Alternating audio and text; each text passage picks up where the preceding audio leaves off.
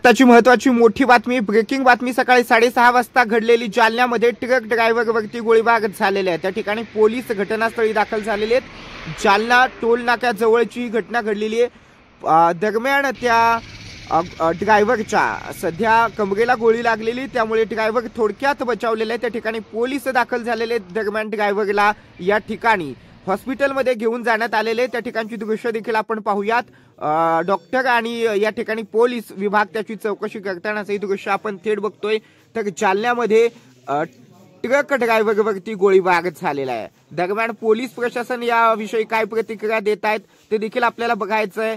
Truck ड्रायव्हरच्या कमरेला गोळी लागल्यानं तो थोडक्यात बचावलेला आहे आणि आता काही क्षणात पत्रकार परिषद घेऊन पोलीस प्रशासन बोलेल। पाहूयात पोलीस प्रशासन काय म्हणतात। सर, काय घटना आहे एकंदरीत? नागेवाडी टोल नाक्याजवळ आज रात्री 10 वाजण्याच्या सुमारास फायरिंगची घटना घडलेली आहे। एका व्यक्तीवर 3 जणांनी फायरिंग केलेली आहे। प्राथमिक माहिती घेतली असता ज्याच्यावर फायरिंग झालेली आहे, ज्याची बळीत आहे, त्याला एक किरकोळ जखम झालेली आहे, परंतु जीवे मारण्याच्या उद्देशानेच त्याच्यावर फायरिंग केलेले आहे असं निष्पन्न झालेलं आहे। आणि ते दोघंही आपसामध्ये नातेवाईक आहेत, त्याच्या साडूनच त्याच्यावर असा हल्ला केलेला आहे असं त्याचं म्हणणं आहे।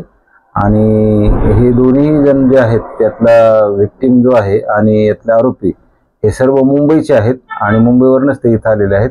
विक्टिम जो आहे जखमी झालेला तो भंगारच्या गाडीवर ड्रायव्हर आहे। गाडी पार्किंग करून तो चहा पाण्यासाठी बाहेर आलेला असताना त्याच्यावर अटॅक झालेला आहे। त्यांचं पूर्ववैमनस्य आहे आणि त्या पूर्ववैमनस्यातून ही घटना घडलेली आहे। आरोपीच्या तपासाकरता आम्ही एक पथक रवाना केलेलं आहे। यामध्ये गुन्हा नोंदवण्याची प्रक्रिया सुरू आहे। किती राऊंड फायर झालेले आहेत आणि कशी जखम झालेली?